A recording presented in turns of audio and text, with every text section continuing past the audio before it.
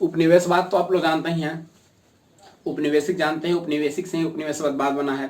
कह रहा है कि मशीनों के आविष्कार के तथा फैक्ट्री की स्थापना काफी वृद्धि हो रही थी, तेजी से हो रही थी, और उसके द्वारा उत्पादित वस्तुओं की खपत ब्रिटेन से लेकर यूरोप महादेश के देशों तक फैल गया था और अनेक जगह कारखाने स्थापित किए जा रहे थे। बाजार में इसकी आवश्यकता मांग पड़ रही थी, उपनिवेशवाद को बढ़ावा मिल रहा था। यानी ब्रिटेन से अब ये सामान यूरोप के विभिन्न देशों तक जा रहा था और ब्रिटेन अन्य औपनिवेशिक देशों में जिसको उसने गुलाम बनाया था उस देशों में अपनी कंपनियां लगाकर वहां सस्ते श्रम के माध्यम से उत्पादन कर रहा था, उसको बेच रहा था। और उस समय भारत में भी इसका औपनिवेशिक था, तो उसका ध्यान भारत में भी गया, क्योंकि भारत भी एक क्या था, प्राकृतिक और कृत्रिम रूप से उसके उद्योग के लिए अनुकूल वातावरण था।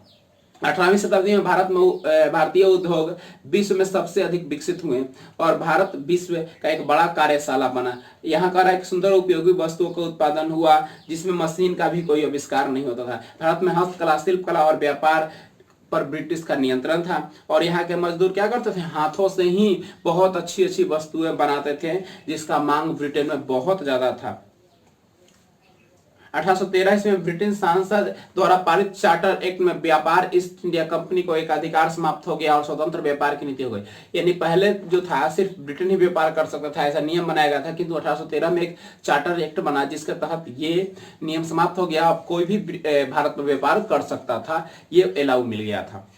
1850 ईस्वी के बाद ब्रिटेन सरकार ने एक उद्योग का विकास करने के लिए कदम उठाया और इस वजह से एक के बाद एक देशों में लगातार उद्योग खपत होने लगी, उद्योग मतलब वस्तुओं की खपत होने लगी और ब्रिटेन द्वारा बनाई गई और अपनाई गई मुक्त व्यापार की नीति की वजह से भारत में निर्मित वस्तुओं को ब्रिटेन में बिक्री कर भारी कर लगा दिया। यानी कह रहा है कि ब्रिटेन जो था भारत में जो निर्मित भारतीय वस्तु को बेचने पर कर लगा दिया, लेकिन वो निर्माण करके बेचता था तो उसमें कोई कर टैक्स नहीं लेता था। धीरे धीरे ब्रिटेन पूंजी भारतीय कारखानों में भी स्थापित होने लगे और सूती वस्त्र के आयात किए जाने लगे। 1850 ईस्वी में मैनचेस्टर में भारी मात्रा में वस्त्र आयात शुरू हो गए और भारत में कुटीर उद्योग, शिल्पकार, हथकरघों को माल लाने पड़ गए थे, यानी उनको भी अब माल लाने पड़ रहे थे, ऐसी स्थिति हो गई थी।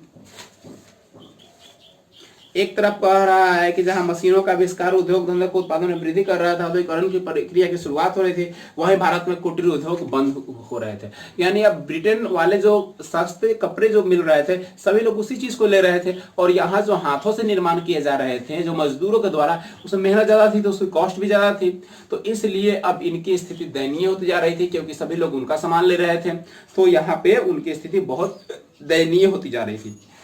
अब भारत में फैक्ट्री की स्थापना कर रहे उत्पादन, औद्योगिक उत्पादन ने भारत के कुटीर उद्योग को लगभग बंद ही कर दिया क्योंकि यहाँ वस्त्र बड़ी बड़ी फैक्ट्री और विदेशी पूंजियों से खोले गए थे और इसे कारखानों की स्थापना कर 1830 से 40 के दशक में बंगाल में द्वारकानाथ टैगोर ने 6 संयुक्त उद्यमियों के साथ मिलकर किया। यानी पहला जो कंपनी का स्थापना हुआ वो हुआ 1830 से 40 के बीच में, जो कि 6 औद्योगिक कंपनियों ने मिलकर बंगाल में द्वारकानाथ टैगोर के संयुक्त एथी के साथ किया। कह रहे सर्वप्रथम सूती कपड़े की मिल 1851 में खोली गई थी। यानी पहला सूती कपड़ा का मिल खोला गया 1851 ईस्वी में मुंबई में खोला गया था। याद रखिएगा, पूछता है सबसे पहले सूती कपड़े की मिल कब खोली गई, तो 1851 में मुंबई में, ठीक है, जिसमें पारसी, गुजराती और मुसलमान के अन्य जाति लोग सूत काटने और कपड़ा तैयार करने में मतलब कारखानों में काम करते थे। और 1854 ईस्वी में कावस जी नानाजी दवार ने 1854 में एक और कारखाना निर्मित किया जो कि भारतीय उद्योग के इतिहास से शुरू हुआ।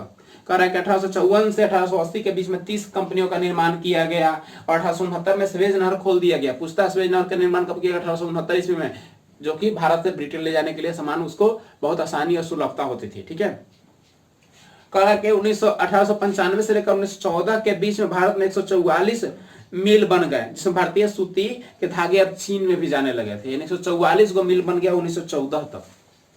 1917 ईस्वी में कलकत्ता में पहली जूट एक मारवाड़ी हुकुमचंद ने स्थापित की। पूछता है कि कलकत्ता में पहली जूट मिल का स्थापना हुई 1917 में, जो कि एक मारवाड़ी थे, मारवाड़ी मतलब धनी मनी व्यक्ति, जिनका नाम था हुकुमचंद। 1918 ईस्वी में 17 में खुला और 18 ईस्वी में करा है कि लिमिटेड कंपनी के रूप में बिरला ब्रदर्स की स्थापना की गई। बिरला ब्रदर्स 1918 में और 1919 ईस्वी में कर रहा है कि बिरला ने जूट कंपनी 1920 ईस्वी में ग्वालियर में रावी सूती कारखाना खोला और घनश्याम दास बिरला ने अंग्रेजी कंपनियों के अनेक चालू कारखाने को खरीद कर व्यापार को और बढ़ावा दिया। यानी जो उसके बहुत सारी कंपनियां थी, बहुत सारा पैसा था घनश्याम दास के पास, इन्होंने क्या किया, पैसा लगाकर कंपनी खरीद ली और उसमें से वस्तुओं का निर्यात करने लगे, बेचने लगे। सन कह रहा है कि 1937 में जमशेदजी टाटा ने बिहार के साक्षी नामक स्थान पर Tata iron and steel company की स्थापना की, जिसको टिस्को बोलते हैं। यानी टिस्को की स्थापना 1907 ईस्वी में किया। कौन किए, तो ये किए जमशेदजी टाटा, टाटा बिरला जो उन्हीं के पुत्र हैं। कह रहा है कि भारतीय उद्योग की काफी सूझबूझ इन्हें थी। जमशेदजी टाटा को 1910 ईस्वी में उन्होंने Tata hydro electronic power station की स्थापना की। पूछता है कि Tata hydro electronic power station की स्थापना कब की गई, तो 1910 ईस्वी में। किसके द्वारा की गई, तो जमशेदजी टाटा के द्वारा किया गया। 1955 में भिलाई, राउरकेला, दुर्गापुर में इस्पात कारखाने खोले गए, जिसमें रूस की सहमति से और पश्चिम बंगाल, जर्मनी और ब्रिटेन के समझौते से बहुत सारे कंपनियां खोले गए, जो कि 7 कंपनियां, इधर नाम लिखा हुआ आपका। पहला कंपनी है Indian iron and steel Hirapur Paschim Bengal में, यानी पहली कंपनी स्थापना की गई। इसको जरूर आप लोग नोट कीजिए, किताब में भी है। Indian iron and steel company Hirapur. दूसरा है Tata iron and steel Jamshedpur आपका झारखंड में है। Visvesvaraya iron and steel Bhadravati Karnataka में है। विश्वेश्वरैया आपके भारत के सबसे पहले इंजीनियर थे, याद रखिएगा। विश्वेश्वरैया भारत के सबसे पहले इंजीनियर थे। इनका पटना में भी विश्वेश्वरैया भवन है। राउरकेला स्टील प्लांट, राउरकेला उड़ीसा में है आपका। भिलाई स्टील प्लांट, भिलाई आपका छत्तीसगढ़ में है। दुर्गापुर स्टील प्लांट, दुर्गापुर पश्चिम बंगाल में है। बोकारो स्टील प्लांट, बोकारो यानी झारखंड में है। तो ये 7 स्टील प्लांट उस समय लगाए गए, जो कि आज भी हैं। अब कह रहा है कि भारत में कोयला उद्योग का भी आरंभ 1814 ईस्वी से हो गया था, जो कि रानीगंज पश्चिम बंगाल में कोयले की खुदाई प्रारंभ हो गई थी। रेल के विकास 1853 ईस्वी में डलहौजी के शासनकाल में, जो कि पहले भी आप लोग पढ़ चुके हैं। 1868 ईस्वी में जहां उत्पादन 5 लाख टन था, वहीं 1950 में बढ़कर 3.23 यानी 3.23 करोड़ टन हो गया, जो कि तत्कालीन बिहार का केंद्र था। यानी उस समय जब बिहार का बंटवारा नहीं होता, बिहार में था, अब तो झारखंड में चला गया। 1850-60 के पश्चात भारत में बगीचे अर्थात नील, चाय, कपास, कॉफी इत्यादि पटसन की खेती पर विशेष जोर दिया गया। और 1916 में सरकार ने औद्योगिकरण आयोग की नियुक्ति पर भारतीय उद्योग एवं व्यापार के लिए भारतीय वित्त संबंधित प्रयासों को भी ध्यान दिया। 1921 में सरकार द्वारा राजस्व आयोग की स्थापना की गई। राजस्व आयोग की स्थापना 1921 में की गई, याद रखिएगा, पूछता है।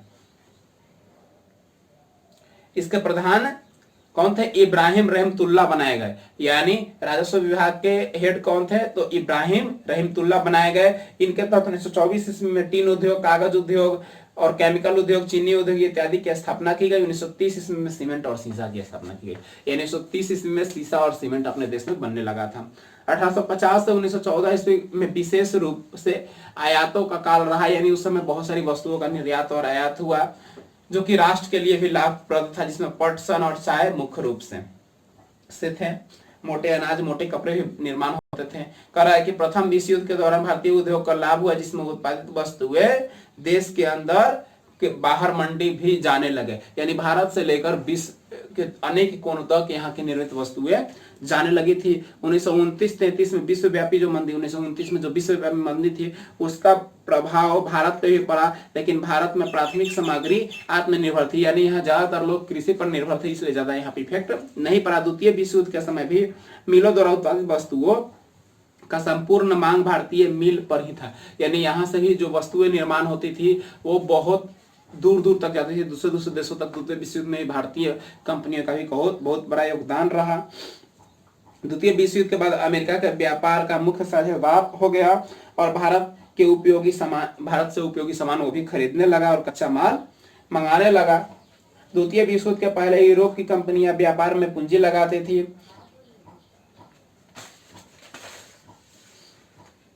इन कंपनियों के लिए कह रहा है कि बहुत सारे बैंक खोले गए। जो भारत में पहला बैंक था पंजाब नेशनल बैंक, जो कि 1895 ईस्वी में खोला गया था। पंजाब नेशनल 1906 ईस्वी में बैंक ऑफ इंडिया, 1907 में इंडियन बैंक, 1911 में सेंट्रल बैंक, 1913 में द बैंक ऑफ मैसूर, जो कि इसी के साथ ज्वाइंट बैंक स्थापित किए गए, जो भारतीय उद्योग में सहायता प्रदान करते थे।